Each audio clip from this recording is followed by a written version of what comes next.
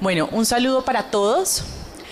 Bienvenidos a este tercer encuentro que hemos organizado en alianza con la Fundación Saldarriaga Concha, la Feria del Libro y el Instituto Nacional para Sordos en esta franja que hemos pensado a la luz de la diversidad, de la inclusión y de la participación de las personas con discapacidad y diversas en distintos espacios culturales, educativos, en el repaso histórico y demás.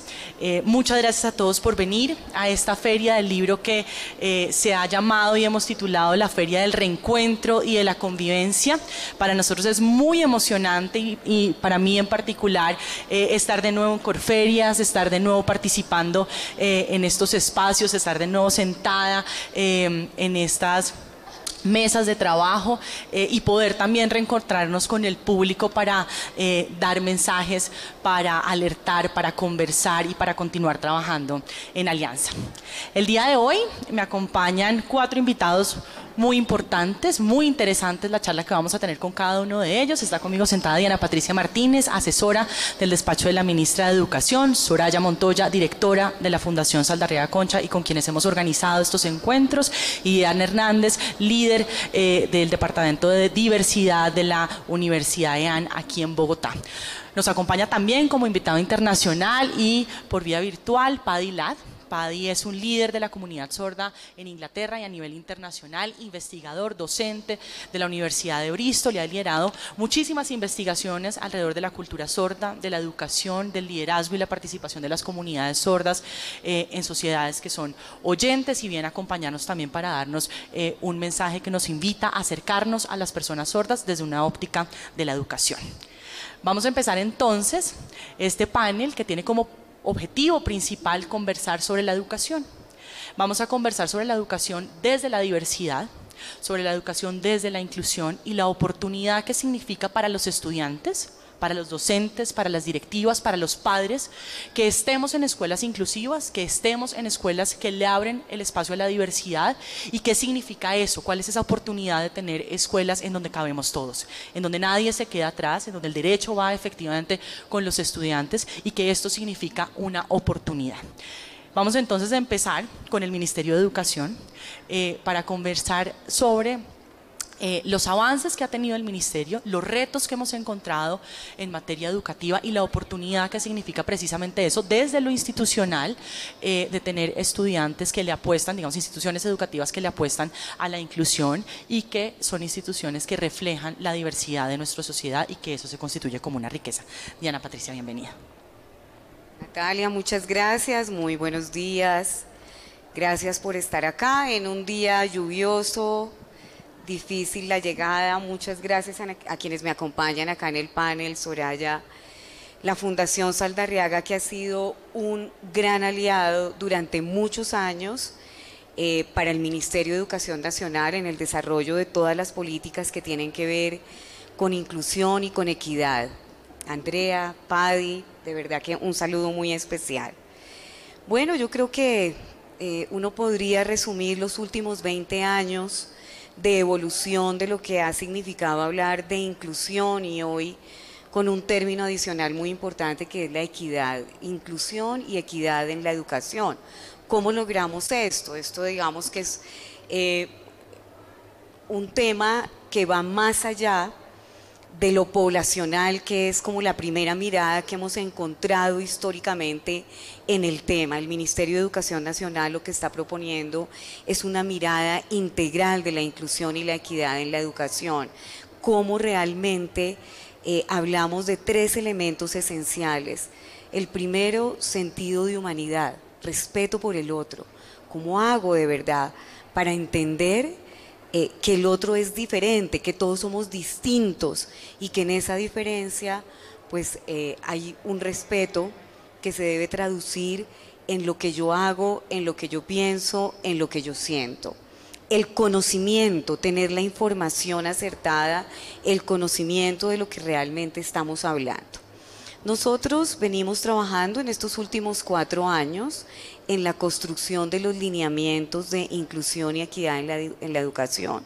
Como les decía ahora, nuestro gran aliado, la Fundación Saldarriaga, estamos viendo la inclusión y la equidad en la educación como un proceso, como un proceso en donde lo primero que tenemos que transformar son los paradigmas. Y por eso hablamos de la cultura inclusiva.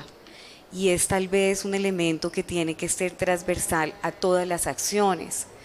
Cómo en realidad esto permea la cultura y realmente nos hace vivirlo. Hablamos de políticas y por eso estamos hablando de unos lineamientos, de una orientación. Ustedes saben que en Colombia el sistema educativo funciona de manera descentralizada y quien presta el servicio educativo pues son las entidades territoriales, las alcaldías y las gobernaciones a través de las secretarías de educación. En Colombia 96 entidades territoriales certificadas. Y es allí a donde tenemos que llegar, al territorio, con esas políticas y con esas orientaciones claras. Y las prácticas, unas prácticas inclusivas, es de esa manera como hemos organizado estos lineamientos para poderlos compartir con todo el país. En las prácticas, obviamente, tenemos muchos aspectos para discutir. No estamos hablando de una escuela cerrada que pasa solamente como en un espacio físico que hemos llamado colegios, sino una escuela que se proyecta hacia la comunidad y que trabaja con esa comunidad. Entonces estamos hablando de los padres de familia, de los estudiantes, de los directivos docentes, de los docentes y de todos los aliados que ayudan a construir esa escuela para que cada vez sea más inclusiva y más equitativa. Hemos trabajado también de manera importante mirando los referentes a nivel internacional y por supuesto hemos tomado como guía toda la propuesta que hace la UNESCO y por eso hoy estamos hablando de inclusión y equidad en la educación. Ustedes saben que hay un objetivo de desarrollo sostenible que habla precisamente de cómo lograr esto. Como les decía ahora, es una mirada amplia la que le hemos querido dar desde el Ministerio. Y en los últimos 4 años también trabajando conceptos muy importantes. Uno de ellos, y quisiera mencionarlo de manera especial, es hablar de trayectorias educativas completas. Cuando hablamos de trayectorias educativas completas estamos hablando de inclusión. ¿Cómo hacemos, cómo desarrollamos acciones para garantizar que un niño o una niña en nuestro país, desde la educación inicial hasta la educación superior, tiene una educación de calidad, tiene una educación que lo respeta como es, desde el territorio de donde esté, con las características que tenga?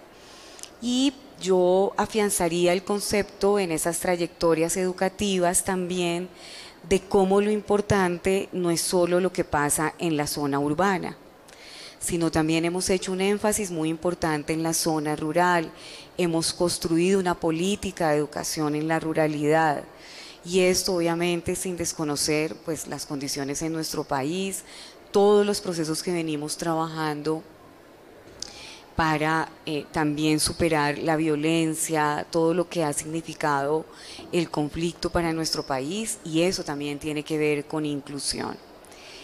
Otro tema muy importante en el que hemos trabajado es en cómo profundizar todo lo que tiene que ver con la primera infancia y la educación inicial. Esa es nuestra base.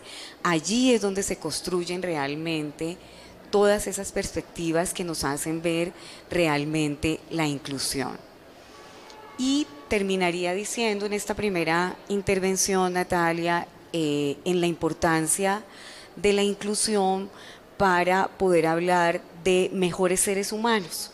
Y hoy, pues, con la importancia que tienen todas las competencias socioemocionales, que además, pues, obviamente sale, digamos, de una manera significativa después de 2 años de manejar una pandemia, de tener que estar encerrados, obviamente encerrados todos, incluso la escuela, con un trabajo muy intenso que ha venido haciendo el Ministerio desde junio del 2020, para que lo reitero, porque a veces la gente se confunde y dice, no, es el 2021, no. Desde junio del 2020 nosotros empezamos a hablar de alternancia en las instituciones educativas, de cómo hacíamos para que los niños regresaran a la escuela. Luego, pues con una resolución muy clara en junio del 2021, hablando de una presencialidad en la escuela con aforo, y a partir de enero del 2022 de una presencialidad sin aforo. El no haber estado de manera permanente, el haber tenido un proceso educativo irregular en los últimos 2 años, realmente sí ha tenido una afectación en la parte socioemocional. Y ese es un elemento que también hemos venido trabajando con la Fundación. Ya Soraya ampliará este tema, pero para nosotros pues fundamental, buscando el equilibrio no solamente entre los aprendizajes académicos, sino ese equilibrio entre lo académico y lo socioemocional, porque lo que necesitamos son unos seres humanos sanos, tranquilos, que, nuevamente repito, puedan de verdad reconocer la diversidad y respetar la diferencia, poder tener una sana convivencia, respetar esas diferentes maneras de ser, de pensar. Entonces, pues obviamente hago también un énfasis en esto. Nosotros lo venimos trabajando, pero seguramente será el trabajo intenso de los siguientes 5 años en el contexto educativo. Gracias, Diana Patricia mencionaba unos temas que yo quiero resaltar, y es que partimos de la inclusión y de la equidad, que esos conceptos se estructuran alrededor del respeto por la humanidad. No es que sea una política que se obliga dentro de las instituciones educativas, sino que tiene un propósito de generar una conciencia frente al respeto por la humanidad. No es el título de la inclusión en sí mismo, sino forjar y formar estudiantes y comunidades educativas que respeten a los otros seres humanos. Y mencionaba otro tema que es muy interesante y que es un proceso. Esto no se construye de un día para otro, como la calidad en la educación, como unos buenos currículos, no se construye de un día para otro, sino es un proceso en donde todos vamos aprendiendo de ese respeto, de lo que significa la inclusión y de lo que significa la diversidad, pero no lo podemos hacer a partir de los textos, sino viviéndolo y compartiendo con otros seres humanos que son diversos. Diana Patricia cerraba mencionando un tema que también es muy importante, y es lo socioemocional. El sector educativo está pensando no solamente en el currículo, alrededor de las áreas, de las competencias, de las evaluaciones, sino está pensando alrededor de unas competencias socioemocionales que cada día son más importantes, ¿no? Significan la tolerancia, la empatía frente a los otros, el trabajo en equipo, la colaboración, y eso solamente lo podemos lograr trabajando con personas que son diversas y que no siempre están en las mismas condiciones que uno. Cada estudiante es distinto. Entonces quiero conectar con Soraya preguntándole frente a esto, frente a las competencias socioemocionales y el trabajo y lo que ha sido testigo de la Fundación Saldarriaga Concha a través de lo que ha hecho con el Ministerio de Educación alrededor de las competencias socioemocionales.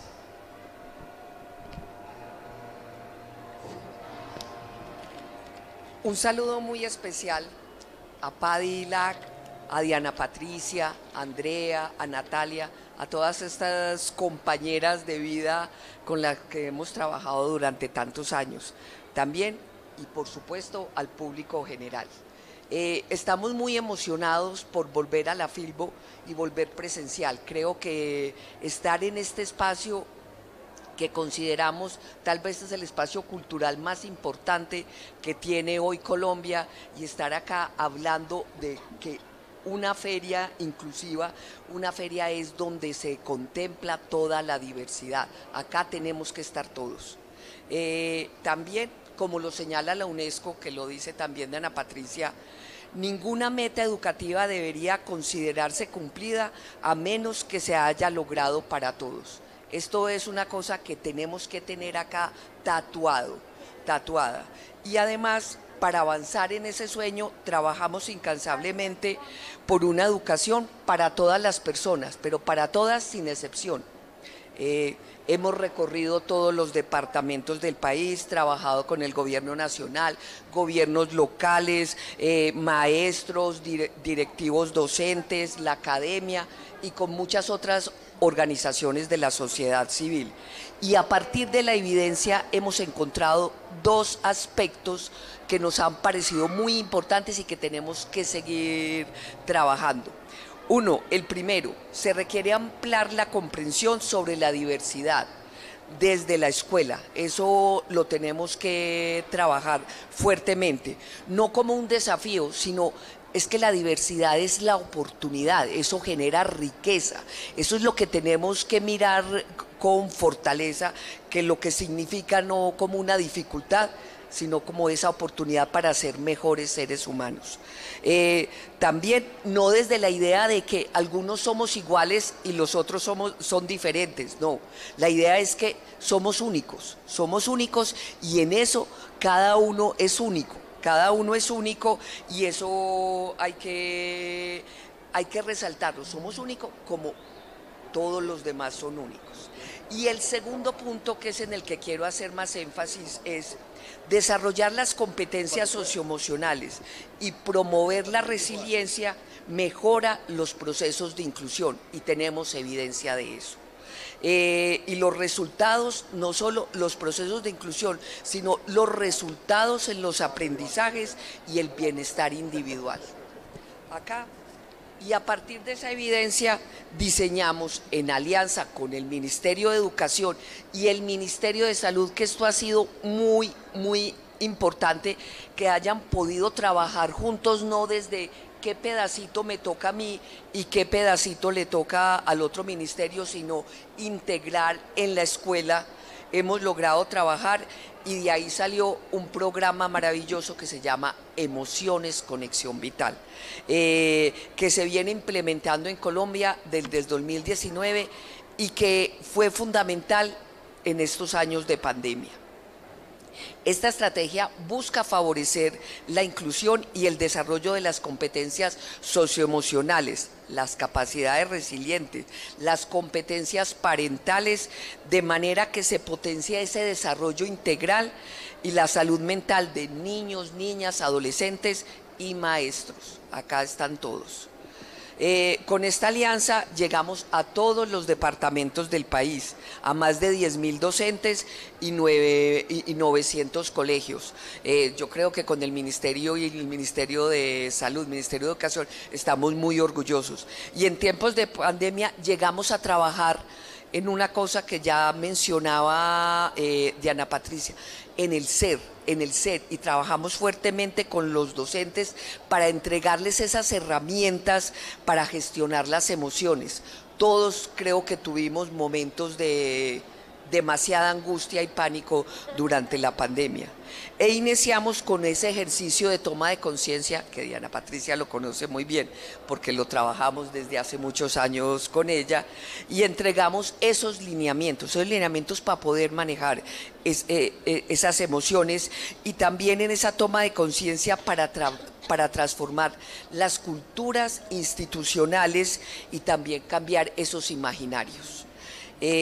Trabajamos con los profesores fuertemente desde el ser para identificar y manejar sus emociones, las emociones de los profes, pero también para que ellos pudieran complementar y trabajar la de los estudiantes, fortalecerle esa capacidad para afrontar estas situaciones difíciles, no solo el confinamiento de la pandemia, situaciones de orden público, también la falta de contacto con sus estudiantes y fuera de eso los dramas personales que teníamos cada uno de nosotros. Entonces ahí fue muy importante trabajar eso. Y entonces para finalizar, que no es la finalizada todavía tan rápida, pero quiero compartir dos historias, dos como anécdotas que nos cuentan. La primera es Manuel. Manuel es un niño con discapacidad en la zona rural del Catatumbo y él estudia primaria. Allí sabemos toda la situación del Catatumbo, grupos armados, más eso sumarle 2 años de confinamiento por la pandemia. Y a finales del año pasado fue muy emocionante cuando Manuel nos manifestó su alegría al decir: gracias a que mi maestra siguió en contacto conmigo y no me dejó solo, puedo seguir soñando con lo que me gustaría ser en un futuro, una profe como ella. Entonces acá, como Manuel, 49.000 niños en el Catatumbo, tuvo ese acompañamiento de los maestros y hoy está nuevamente en la escuela. La segunda historia ya es referente a una profe, la profe Linete. La profe Linete es de Providencia, y en Providencia pues todos sabemos también que fuera de la pandemia, a final del 2020 tuvimos ese huracán Iota, que fue algo devastador para la isla. Y entonces ahí se tuvo el Ministerio de Educación y pues la dificultad. Los niños se quedaban en la casa, unas casas que quedaron fuertemente destruidas, con todas esas dificultades, pues cómo íbamos a seguir haciendo todo el trabajo desde casa, pero todavía la pandemia estaba fuerte. Entonces lo que decidieron fueron esas carpas donde fueron los primeros que fueron los primeros que retornaron a la presencialidad, porque era lo más seguro tenerlos en las carpas que no dejarlos con todos los riesgos en sus casas. Y fue muy importante, y acá tuvimos 900 niños, niñas y adolescentes, más 87 docentes con la camiseta puesta, algunos de ellos con discapacidad, cómo retornaban y haciendo todo ese trabajo, toda esa presión que tenía para no dejar esos niños por fuera del sistema educativo.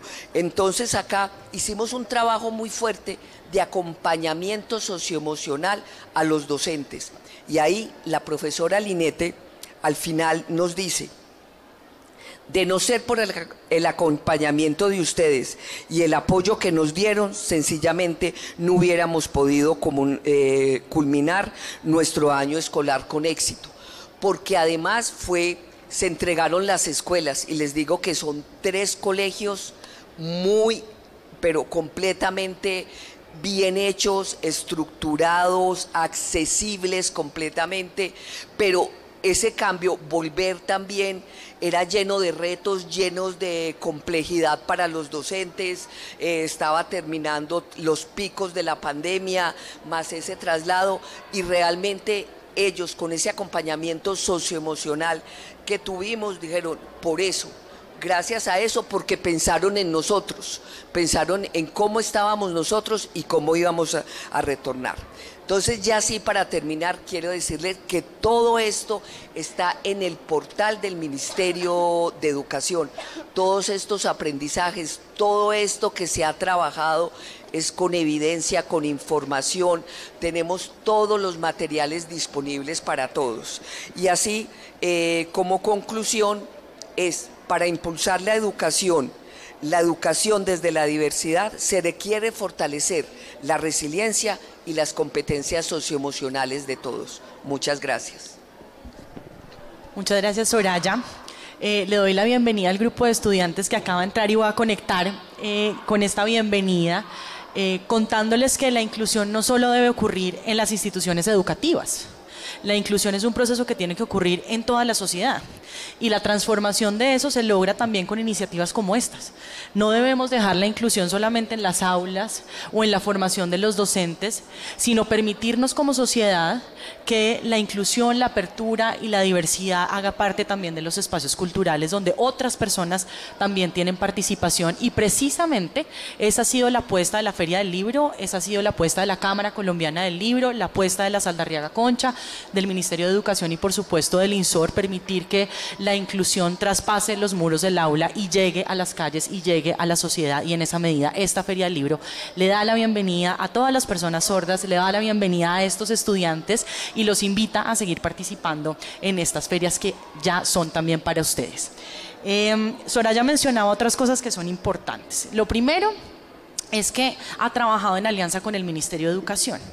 Luego, no podemos solos, como entidades públicas, no podemos ser suficientemente egocéntricos para decir que nosotros, ni privadas tampoco, no podemos trabajar solos, porque el reto es muy grande. Llegar a las ciudades, llegar a la ruralidad, no nos permite hacerlo, mucho menos en un periodo tan corto como 4 años. Y en esa medida necesitamos manos aliadas del sector privado, de la cooperación internacional, para poder cubrir este reto que es tan grande. Y eso es algo que tiene que traspasar los gobiernos y tiene que quedarse en la institucionalidad, el trabajo colectivo y el trabajo en alianza. Lo segundo que mencionaba, y que yo creo que Soraya lo ha mencionado muchas veces, es que una educación de calidad siempre tiene que ser una educación inclusiva, equitativa y pensada desde la diversidad. Esto, que la educación de calidad es una educación que tiene buenos resultados en las pruebas saber, no puede ser así.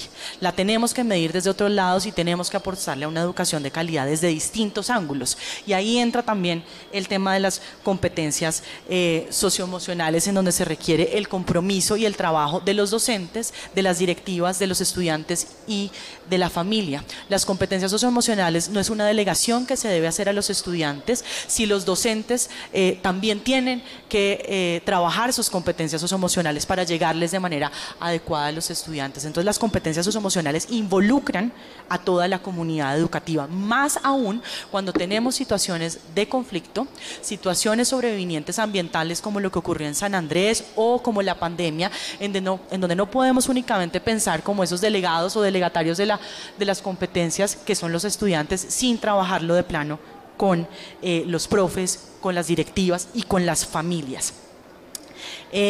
Yo quiero entonces conectar con que hay otros escenarios. La educación inclusiva no solamente se ha pensado en Colombia, porque como mencionaban es una iniciativa que viene de la UNESCO, que se ha pensado a nivel global y que va aterrizando de manera escalonada a los territorios. Pero hay otros escenarios, hay también educación inclusiva y se le ha apostado en otros países. Y precisamente eso es lo que queremos conversar con Padilat.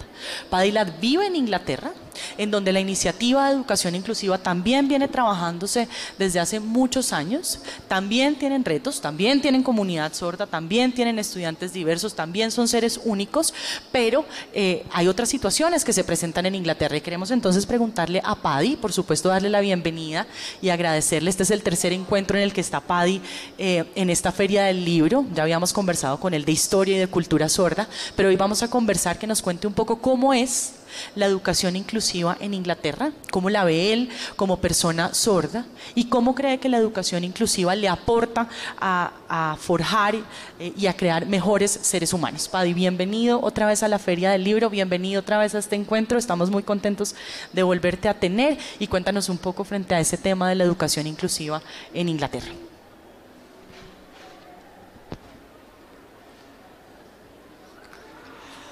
Bueno, en realidad es un gran gusto para mí estar acá. De verdad, gracias por la pregunta y por hacerme parte de este gran espacio.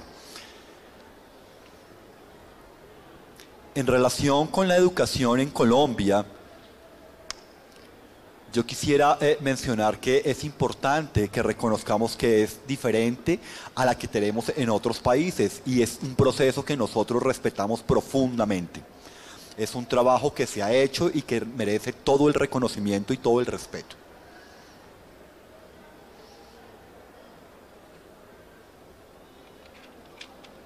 Además, cuando hablamos de la educación o la enseñanza, en efecto tiene algunos elementos negativos que pueden estar allí incorporados, pero pues tenemos que aprender a solventarlos y a seguir con ellos.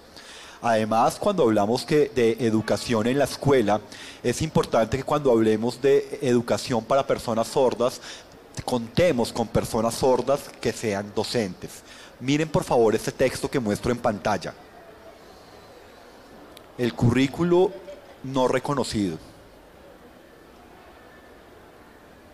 ¿Sí lo ven? ¿Lo alcanzan a apreciar? Perfecto.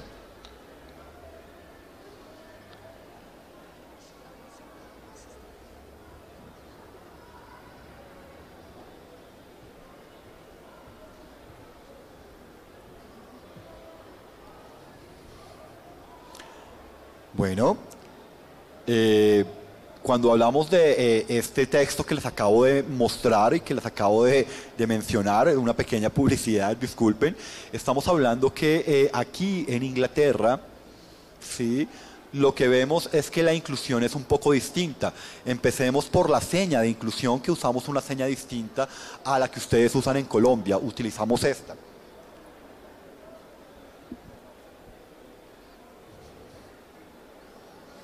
Y aparte de esa claridad que utilizamos otra forma de comunicarnos, ¿sí? De utilizar una seña distinta para inclusión.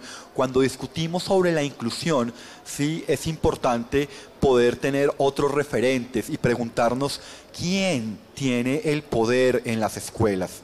Esa es una gran pregunta que es importante tener presente. ¿Quién tiene el control sobre el contexto y la comunidad sorda y los estudiantes sordos en la escuela?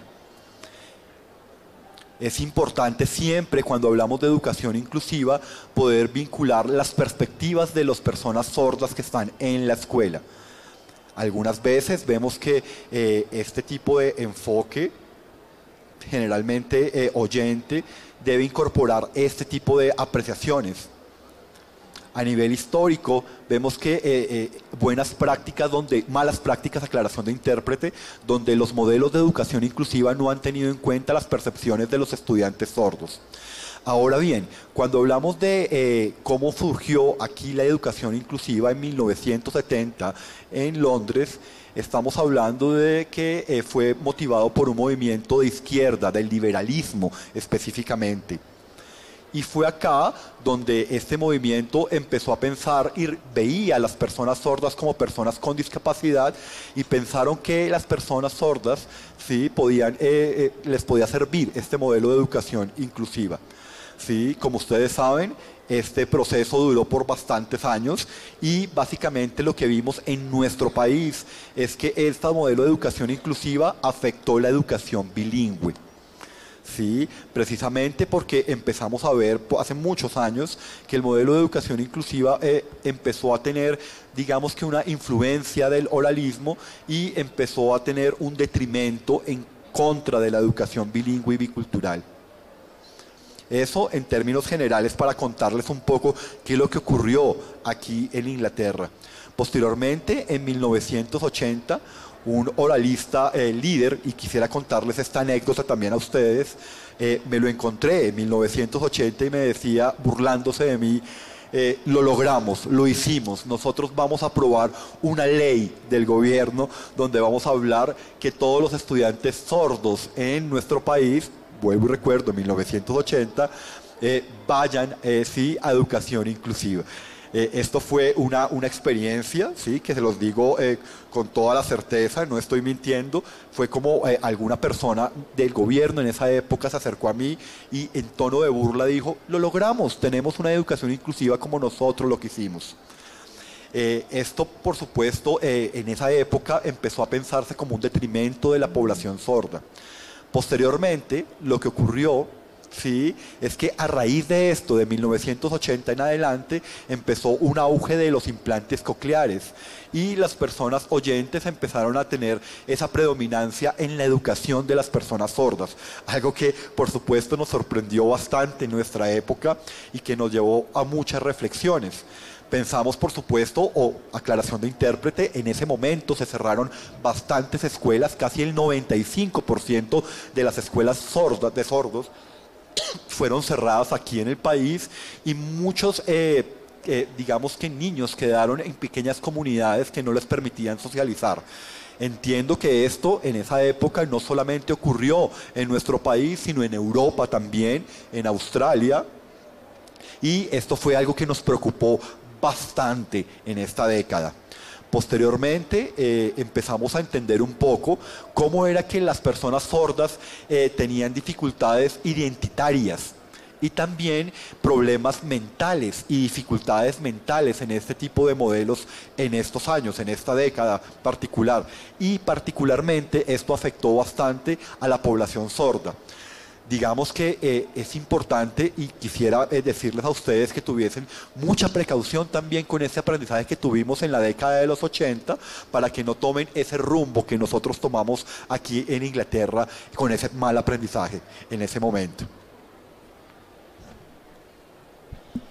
Muchas gracias, Paddy. Mencionas unas cosas importantes que yo quiero también resaltar, y es la importancia de la participación de las comunidades, no solamente de la comunidad sorda en las instituciones educativas donde hay concentración de niños sordos, sino de todas las comunidades que son minoritarias en las tomas de decisiones políticas o institucionales, sea en el nivel de la escuela o de las secretarías o de la institucionalidad a nivel nacional. El contacto con las comunidades y quienes van a ser beneficiarios de esas iniciativas es muy importante. No podemos tomar decisiones a la ligera, ni decisiones autoritarias, ni decisiones unilaterales sin convocar a las comunidades. Es una lección importante de lo que nos estás comentando.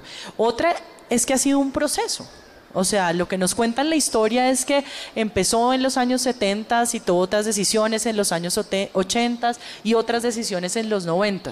No llegamos a unos modelos que sean realmente inclusivos o participativos o equitativos de un día para otro, sino que en el camino muchas cosas ocurren, muchas decisiones se toman que nos van llevando a siempre con el compromiso de mejorar la educación y que hay que tener alertas de las experiencias de otros países o de otras experiencias que nos puedan dar aprendizajes para que no cometamos los mismos errores o no creamos que nos estamos inventando la rueda, porque hay otras sociedades que ya han tomado esos caminos o tomado esas decisiones y que tenemos mucho por aprender, no nos la sabemos toda de todas formas. Y lo otro que menciona Paddy es frente a la identidad de las personas sordas.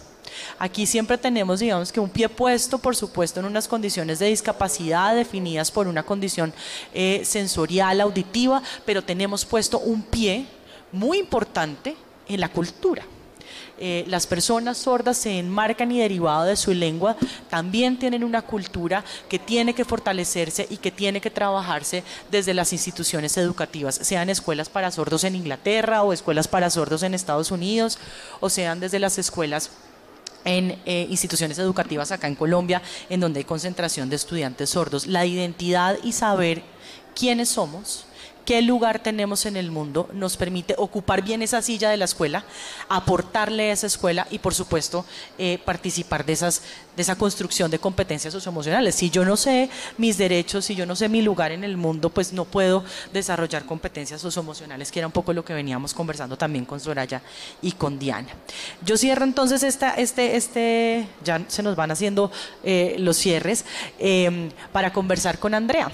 Diana mencionaba al principio que el Ministerio de Educación le ha apostado a las trayectorias educativas completas, que pensamos en una educación que empiece en la primera infancia, que dure toda la vida, pero digamos que tenga momentos, ¿no? Instituciones educativas, educación superior también hace parte de las trayectorias educativas.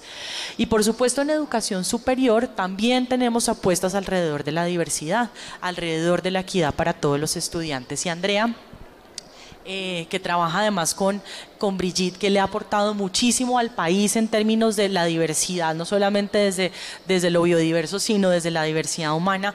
¿Qué experiencia han tenido ustedes en la EAN, en la apuesta que tienen desde educación superior? Nosotros acá hablamos mucho de básica primaria, de secundaria, pero aquí hablamos en educación superior y cómo las universidades también tienen que generar valores agregados en los estudiantes que ingresan y los futuros profesionales que salen a una vida laboral en términos de desarrollo de competencias, de desarrollo del entendimiento de la diversidad y la diferencia.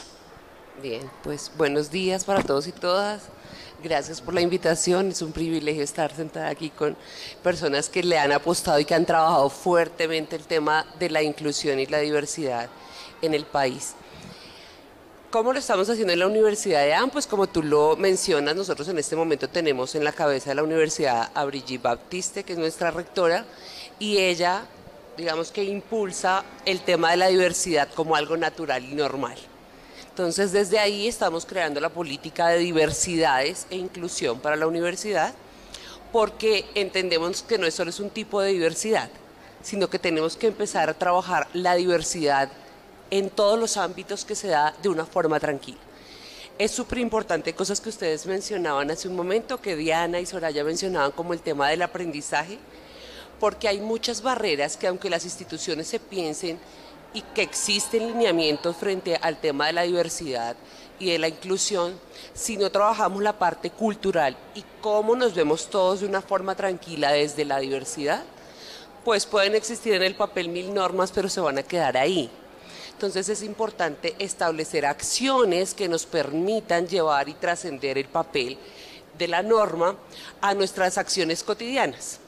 Entonces, en la universidad hemos empezado con clases, está aquí nuestra profesora de lengua de señas, que es Daisy Franco, quien está esta mañana acá, y ella hace un par de años está aquí trabajando en la universidad porque consideramos que es importante que no solo las personas sordas tengan otros espacios, sino que las personas oyentes puedan cuestionarse otras formas de relacionamiento. Es una lectiva para todos los estudiantes de la universidad y ha tenido muchísima acogida porque el tema de la diversidad está en un momento histórico súper importante. Ustedes mencionaban también cómo ahora las organizaciones dentro de los procesos de sostenibilidad y de evaluación de calidad están midiendo la equidad como una oportunidad y una estrategia frente al reconocimiento de la diversidad. Entonces, si bien es importante que exista una normatividad, entonces nos sentamos y hacemos la política de diversidades en la universidad, porque además la normatividad nos implica el reconocimiento de la existencia de la diferencia y también la garantía de derechos. Si no existe la norma es muy difícil que existan los derechos y que podamos salvaguardar esos derechos. Pero eso debe ir acompañado con un proceso continuo de aprendizaje y de desaprendizaje. Entonces también le apostamos a desaprender todos estos estereotipos que tenemos marcados y de cómo nos vemos unos a otros desde la diferencia como algo negativo y como algo malo y que nos da miedo, sino que por el contrario, como decía Soraya, podamos llegar a entender la diversidad como una oportunidad, cómo enriquecemos la sociedad a partir de la oportunidad. Las instituciones de educación superior tenemos una gran responsabilidad ahí, porque estamos formando los profesionales del futuro, del presente, los emprendedores en la universidad. El tema de emprendimiento y sostenibilidad son claves, son quienes luego van a tener empresas, son quienes pueden luego vincular a poblaciones diversas de todo tipo, de toda índole de diversidad, a trabajar con ellos de una forma tranquila, a resaltar sus potencialidades, a establecer las condiciones de infraestructura. Entonces es súper importante el papel de la academia y de las instituciones de educación superior en estas transformaciones culturales que se están dando. Yo tengo una clase en la EAN desde 2017 que es género y diversidad. Y ahí hablamos de todos los tipos de diversidad y es fantástico cuando los estudiantes pueden empezar a comprender que puedo trabajar con personas de diferentes edades cuando hablamos de diversidad generacional.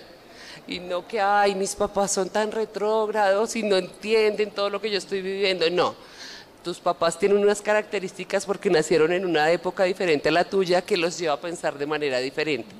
Pero no es malo, sino cómo puedes tú establecer desde tu diferencia también unos puentes y un relacionamiento tranquilo con ellos. Desde la diversidad funcional, obviamente, cómo podemos desde la discapacidad encontrar todas estas oportunidades de relacionamiento. Este semestre empezamos lenguaje braille también. El profesor es una persona con discapacidad visual y los estudiantes están fascinados de cómo ha llevado la posibilidad de entender a las personas con este tipo de discapacidad y de trabajar con ellas. Entonces creo que es importante esto de establecer acciones más allá del papel, de que podamos comprender la diversidad como algo tranquilo, como algo normal. Y hay un tema también que en estas apuestas que hemos hecho en la universidad lo hemos visto y es el tema de la corresponsabilidad. ¿Cómo nos hacemos responsables de parte y parte frente a la inclusión? Porque la inclusión nos implica este proceso del cual hemos venido hablando y los procesos requieren de tiempo, requieren de vernos los unos a los otros y bien, digamos, los profesores no tenemos en la universidad todos una formación para atender a las personas con diversidad. Entonces nos toca aprender, debemos aprender. Las directivas están pensándose en la necesidad de formarse en temas de inclusión, pero las personas diversas también deben darse la oportunidad de entender cómo es necesario establecer estos canales de comunicación tranquilos, de relacionamiento, de poder decir, mira, tenemos una estudiante trans en la clase y decirle al profesor, mi nombre, aunque en tu lista te aparezca Diego todavía porque estoy en mi proceso de transición, mi nombre es Laura y voy a y para que tú me trates tranquilamente es Laura. Y el profesor lo entienda de esa manera sin ningún problema y sin ningún cuestionamiento. Entonces creo que es un ejercicio de parte y parte en el cual tienen que estar involucradas todos los actores de las instituciones educativas, desde los directivos, profesores, estudiantes, los padres de familia, indudablemente.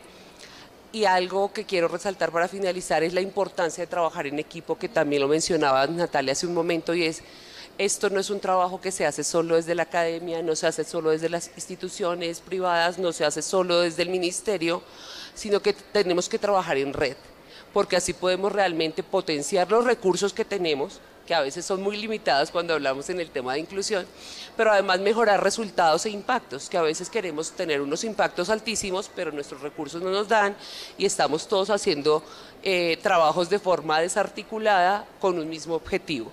Entonces creo que ahí es importante lograr conectar estos objetivos y poder aunar esfuerzos en términos de la inclusión. La inclusión es la estrategia para conseguir la equidad, no es otra. La inclusión nos permite reconocer la diversidad y las condiciones diversas en las cuales estamos, cada uno de nosotros como seres humanos, para establecer relaciones sociales más equitativas. Gracias, Andrea. Yo ya voy concluyendo y quiero volver a conversar con Paddy, que nos estaba comentando sobre la educación, pero quisiera preguntarle a Paddy, ya vamos para la conclusión final, y es cómo podemos fomentar esos intercambios culturales entre la comunidad sorda y las personas oyentes, y cómo podemos, digamos que, fomentar también ese intercambio cultural y esa conciencia de la diversidad dentro de las instituciones educativas. Ayer mirábamos con Paddy también los lugares que habitamos, el cine, la literatura, las instituciones, cómo ahora desde este lugar que habitamos, que son las instituciones educativas, podemos fomentar un intercambio cultural y la conexión y el aprendizaje mutuo entre personas oyentes y personas sordas.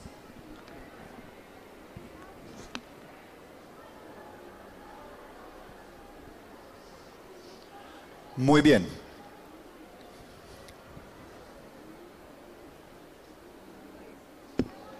¿Ya estamos bien? Sí. Los intérpretes me están viendo, perfecto. Bueno.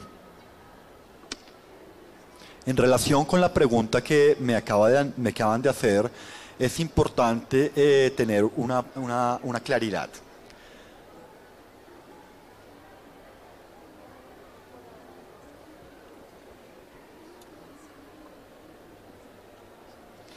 Voy a responder, si me lo permite, la pregunta al final y voy a dar un contexto inicial. Qué pena no responder inmediatamente.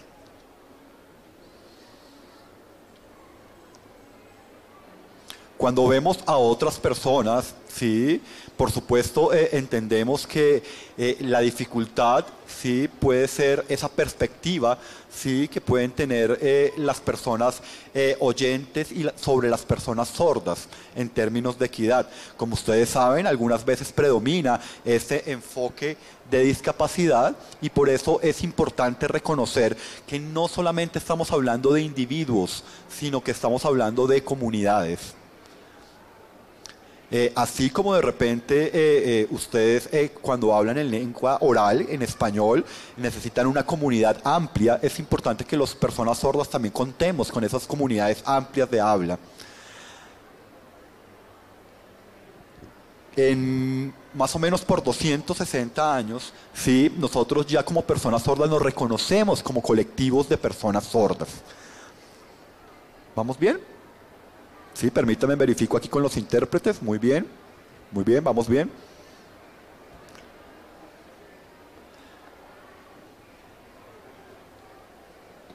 Aquí en Inglaterra, en Europa, en Estados Unidos y a nivel internacional vemos generalmente, sí, que las personas sordas aman su escuela.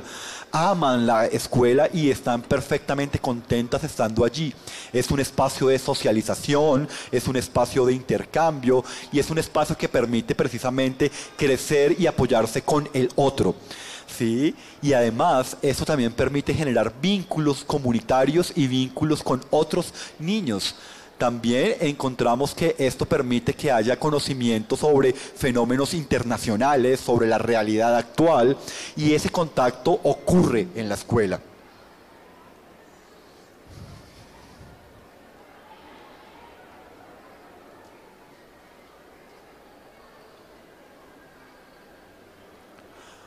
Muchas personas sordas, algunas personas sordas, cuando ven el pasado de su modelo de inclusión, se quejan un poco, ¿sí? Porque precisamente continúan con esa pregunta de ¿quién soy yo como persona sorda? Y inician esa búsqueda precisamente para poder encontrar esa identidad. Y es algo que nosotros valoramos profundamente. Y es allí donde precisamente las escuelas de sordos surgen.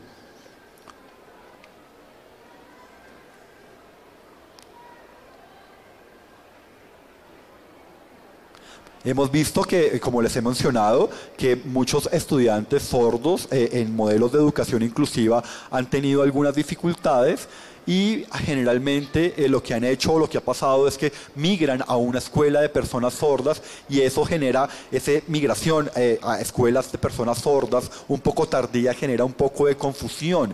Y lo que vemos algunas veces es que los chicos sordos sí cuentan con un retraso comparativo en términos un retraso comparativo en términos académicos, en términos de comprensión del mundo, en términos de quiénes son ellos como seres humanos. Y además vemos que algunas veces cuando el modelo de inclusión no es bien aplicado, vemos afectaciones también incluso comportamentales de los niños sordos. En relación ahora sí con la pregunta que me hacían hace un momento, es importante que nosotros como personas sordas entendamos, y nosotros como digamos que del sector educativo, entendamos precisamente que es importante hacer esa incidencia frente al gobierno nacional, precisamente para poder conservar esta comunidad y esa cultura sorda. Además, cuando hablamos de inclusión, estamos hablando teóricamente, sí, que tenemos por supuesto que tener personas sordas y oyentes en la escuela constantemente. Y por supuesto, para nosotros como sordos, esto es de gran valor. Sin embargo, es fundamental que antes de hablar de una educación inclusiva, contemos con 4 elementos, con 4 pilares. Inicialmente, sí, que la educación para niños sordos sea en su propia lengua y en su propia cultura. Otro segundo pilar es que podamos contar, sí, con docentes sordos. Y tercero, sí, que podamos contar en esas escuelas con amplios espacios o amplios grupos, aclaración de intérprete, donde los niños sordos puedan congeniar e interactuar con altos grupos de personas sordas y de esta manera poder desarrollar una fuerte identidad. Solo logrando estos 4 elementos, estos 4 pilares, podemos continuar, por supuesto, con el modelo de educación inclusiva. Creemos que con estos 4 elementos, si de repente no se dan los que acabo de mencionar, probablemente la educación inclusiva va a ser no efectiva, va a generar de repente temores, inseguridades, fallas de identidad en los niños sordos, precisamente por la ausencia de estos 4 elementos que les acabo de mencionar. Por eso es fundamental que contemos con estos 4 elementos para tener unos fundamentos fuertes como personas sordas y posteriormente tener ese modelo de educación inclusiva exitoso. Pues Paddy, muchas gracias. Yo creo que aquí todos compartimos esos pilares de lo lingüístico, de los docentes, de los espacios y del poder compartir de manera concentrada estudiantes sordos y estudiantes oyentes. Ningún estudiante sordo en una institución educativa va a poder atravesar un proceso real ni generar una identidad, porque eso es muy complicado así. Yo ya quiero entonces cerrar con las compañeras de panel, invitando a Diana Patricia, Soraya y Andrea a una conclusión final. Tenemos aquí un público también muy diverso, muchas personas y estudiantes sordos aquí en la feria, entonces para un mensaje de cierre. Muy bien, me parece muy importante nuevamente como dejar algunas claridades para organizar el discurso y ponernos de acuerdo en cómo estamos entendiendo realmente la inclusión y la equidad en la educación. Bien, alguien lo mencionaba, ya no recuerdo si eras tú, Natalia, hay como una sombrilla grande que es la inclusión, ¿no? Efectivamente tú lo decías, el contexto único donde hablamos de esto no es el educativo, estamos hablando de la sociedad en general y esa es la mirada que estamos teniendo también desde el Ministerio de Educación. Estamos hablando de una inclusión que está buscando que cualquier persona pueda participar en su entorno de manera efectiva sin importar cuáles sean sus características o condiciones. Y en esa medida, pues obviamente, cuando uno ya va al contexto escolar, la propuesta que nosotros estamos haciendo y lo que vamos a publicar muy pronto son los lineamientos de política en inclusión y en equidad en la educación, también mirado como desde 3 dimensiones. Vuelvo a mencionarlo: la cultura, las políticas y las prácticas. En la cultura, que es en lo que todos hemos coincidido en este panel, es donde hay que seguir trabajando de manera importante. ¿Cómo transformamos esos paradigmas y realmente lo hacemos desde la vida personal? Y acá yo les propongo, como siempre lo hago, esa reflexión. Si yo no lo vivo como persona, yo no lo puedo transmitir de ninguna manera. Como persona, desde lo que, vuelvo y repito, yo hago, yo pienso, yo siento, transmito ese respeto por el otro. Realmente el entender esa comprensión de que todos somos distintos, de que la diversidad existe, está presente en todo lo que hacemos, en todas partes donde estamos, y en esa medida, pues, obviamente, esta reflexión personal tiene que ser, y lo pongo de esta manera: ¿qué tan inclusivo soy yo realmente en ese cotidiano y en ese día a día, en ese respeto por el otro? En el tema de políticas, pues obviamente en políticas es esta propuesta que estamos haciendo para organizarlo, para poderlo orientar, marco normativo muy amplio que realmente nos da un soporte para poder realmente hablar de inclusión y de equidad. Y en las prácticas, pues lo mencionaría también desde lo que ha hecho el Ministerio de Educación en ejemplos concretos. Andrea lo planteaba muy bien desde la educación superior y desde la EAN, lo que están haciendo, cómo lo viven, ¿sí? Y yo sí quisiera proponerles en la práctica, así como lo hablaba ahora en esa sombrilla grande, no quedarnos en lo poblacional, vuelvo y repito. Por supuesto, hay unas condiciones que nos hacen dar una mirada particular porque históricamente la han tenido más difícil, si me permiten decirlo así, para esa participación efectiva en el entorno. Y ahí uno podría hablar de las personas con discapacidad, y ese ha sido un trabajo grande que hemos hecho también durante muchos años. Quienes estamos aquí sentados, nos ha unido en eso la vida para trabajar específicamente también sobre el tema de discapacidad. Pero nuevamente quiero proponerles: no podemos centrarnos solamente en esos grupos poblacionales, tenemos que tener una mirada mucho más amplia, y yo creo que eso también nos va a ayudar mucho en la práctica. En la práctica, el Ministerio, como yo les decía ahora, ha hecho diferentes propuestas. De hecho, hablamos de una educación para todos. Yo los invito, tenemos un espacio acá en la feria, y los invito a revisar un escrito que hacemos sobre todos los logros durante estos 4 años que tienen todo que ver con inclusión y equidad en la educación. Y doy 2 ejemplos rápidos para poderle dar la palabra a mis compañeros de panel. El primero es un trabajo inmenso que hemos hecho en la educación superior para lograr la gratuidad. A través de inicialmente toda la propuesta de Generación E, y hoy hablamos de matrícula cero en universidades públicas en nuestro país. ¿Cómo damos una respuesta a una población que no cuenta con el recurso económico para acceder a la educación superior? Y el Estado lo hace a través de unas acciones concretas. Y esa es la traducción de eso concreto en la inclusión y en la equidad, ¿sí? ¿Cómo logro que esa persona que vive...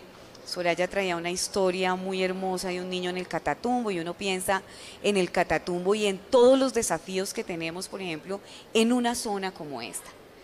Y allí, como también, para cumplir con toda esa trayectoria educativa, el Estado le ofrece a esos jóvenes del Catatumbo, como a los de todo el país, que puedan tener un acceso gratuito a la educación superior. Un ejemplo concreto.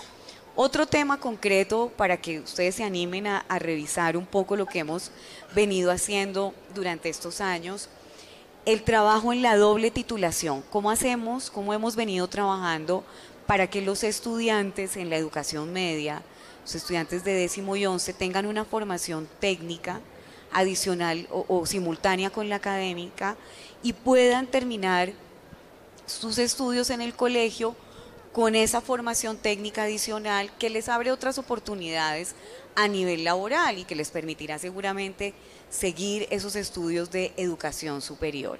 Estos son ejemplos concretos de inclusión y equidad en la educación.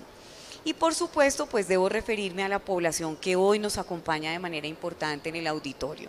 También un trabajo grande en discapacidad, porque por supuesto tenemos que responder a esas necesidades que tenemos con una población que tiene unas condiciones y unas características particulares. Marco normativo lo tenemos todo, absolutamente.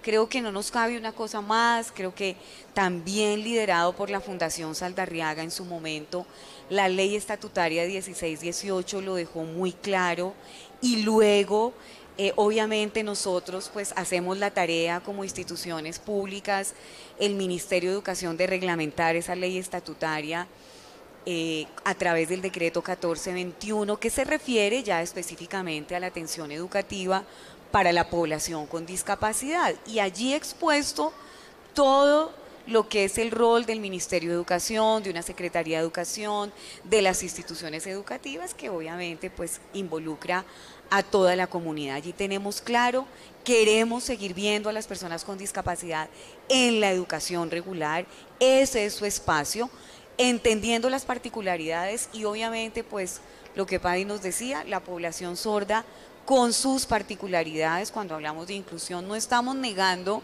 que existen esas particularidades y que también las tenemos que atender, el trabajar para quien escoge que su lengua va a ser la lengua de señas, el poder ofrecer en la educación todos los apoyos que se requieren, la presencia de intérpretes, la presencia de docentes sordos, la presencia de modelos lingüísticos, por supuesto. Y todo esto pues obviamente también tiene que ver con lo que estamos hablando de inclusión y equidad. Gracias, Diana P. Soraya. 2 segundos, tranquila. No, dale. No, yo concluyo con lo mismo. Para impulsar una educación desde la diversidad, tenemos que fortalecer la resiliencia y las competencias socioemocionales.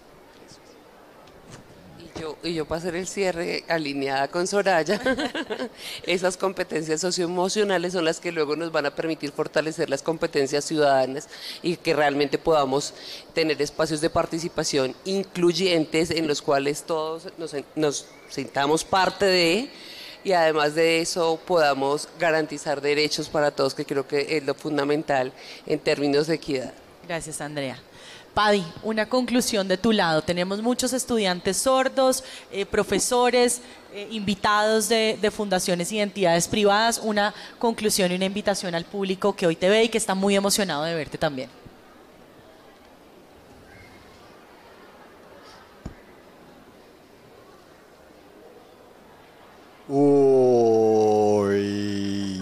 Bastante compleja la pregunta, bastante difícil lo que me está diciendo. Es una discusión bastante amplia la que tendríamos que dar, por supuesto. Permítanme pensar un momento. Tal vez, sí, cuando hemos discutido sobre la educación, sí, inclusiva, sí, también tenemos que hablar de lo que ustedes han dicho, de la educación inclusiva en la universidad. Aquí en Inglaterra, lo que vemos es que hay escuelas de personas sordas, de niños sordos, sí, generalmente.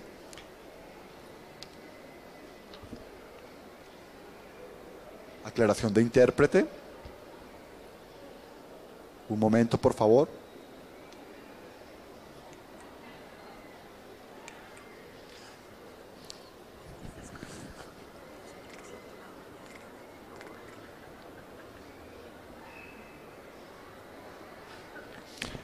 Le estamos solicitando que por favor retome la idea anterior para poder hacer la interpretación completa. Tenemos doble servicio de interpretación aquí acá. En Londres tenemos escuelas, por supuesto, de personas sordas. Y durante muchos años, más o menos por 35 años, hemos tenido un auge bastante amplio en términos de intercambio cultural entre personas oyentes y personas sordas.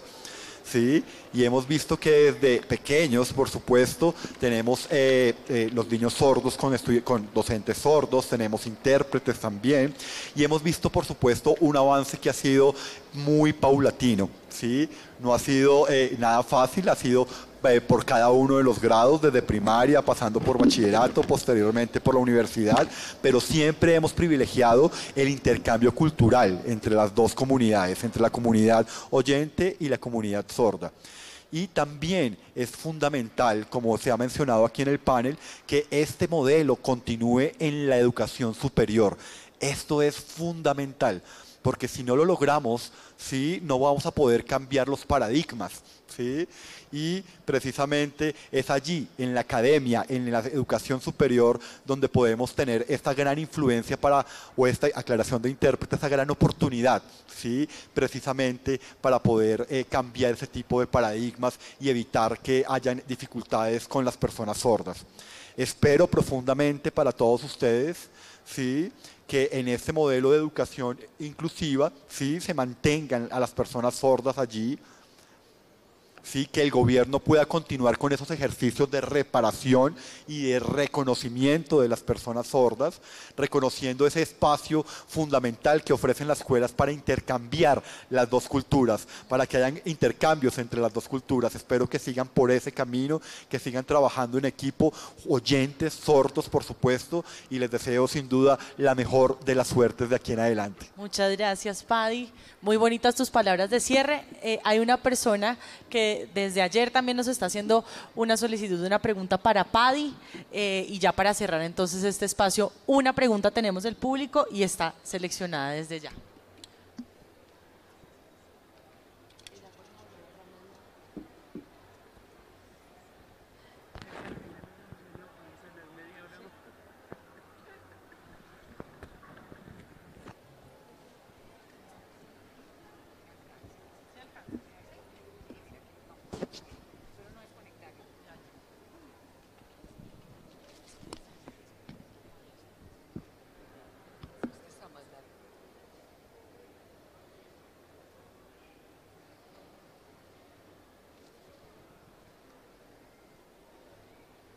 Bien, precisamente ayer queríamos hacer una pregunta para Paddy, pero él tuvo que retirarse muy pronto.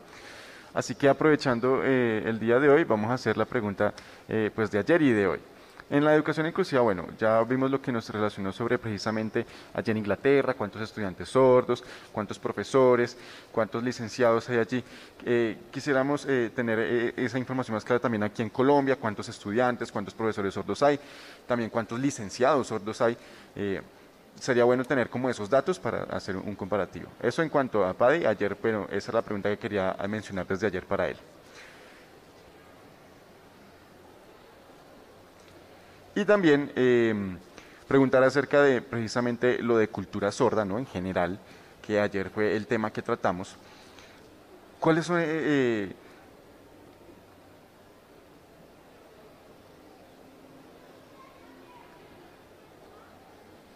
¿cuál es el imaginario de la cultura sorda más puro? Es decir, si hay una persona oyente que tiene hijos sordos, esa persona, ese hijo sordo, ¿es una persona de cultura sorda o de cultura oyente? Hay muchas discusiones al respecto y quisiéramos saber cuál es como el lineamiento, ¿no?, como el término o la condición para decir esta persona es cultura sorda pura o no. Muchas gracias.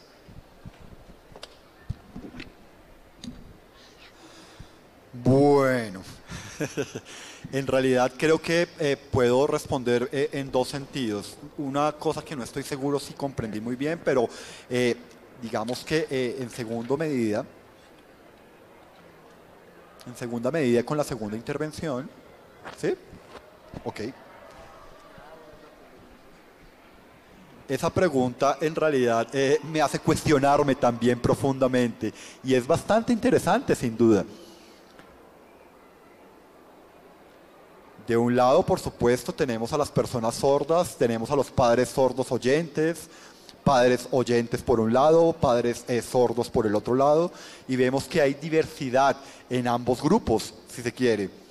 ¿Sí? Si de repente tenemos una persona que está en un contexto donde la familia es sorda, por ejemplo, ¿sí? O al contrario, donde hay personas oyentes, cuando nace una persona sorda, lo primero que hacen es aterrarse profundamente y decir que la lengua de señas no es algo útil para su hijo sordo que acaba de nacer.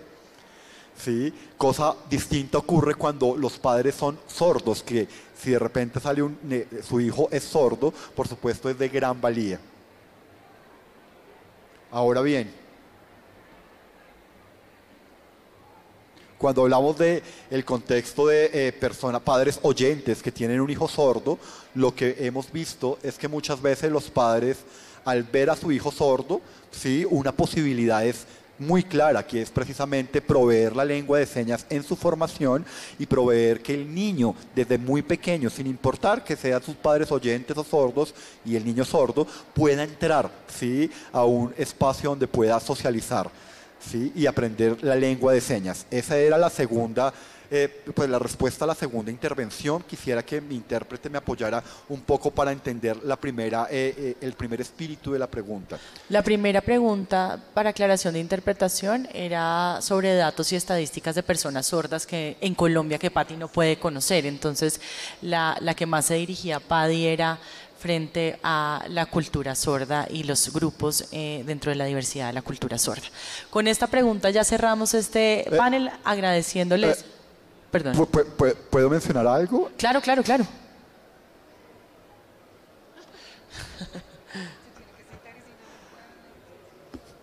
¿10 más? Listo, qué pena la interrupción. Aquí en mi país lo que observamos, por supuesto, es que las personas sordas, ¿sí? Tienen una dificultad, ¿sí? Y la dificultad fundamental es que no hay incidencia frente al gobierno. Esto es algo bastante dificultoso, ¿sí? Tenemos más o menos 7.500 personas sordas en nuestro país, ¿sí? Y estos procesos de incidencia frente al gobierno han sido dificultosos.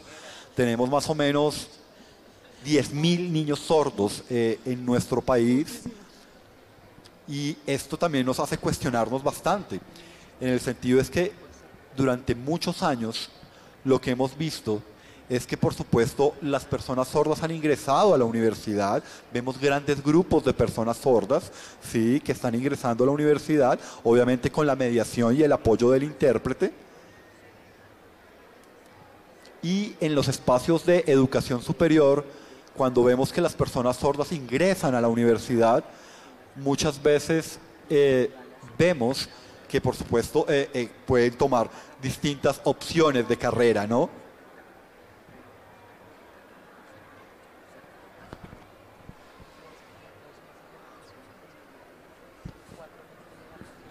Claro, al igual que puede ocurrir en otros países, dependiendo de la oferta académica que haya en las universidades, por supuesto hay unas universidades que tienen mayor afluencia de personas sordas, ¿sí?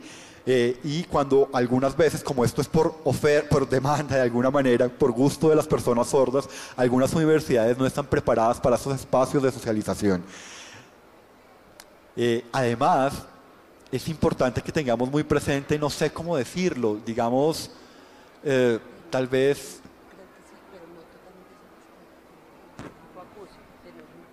aclaración de intérprete. Un momento, porfa.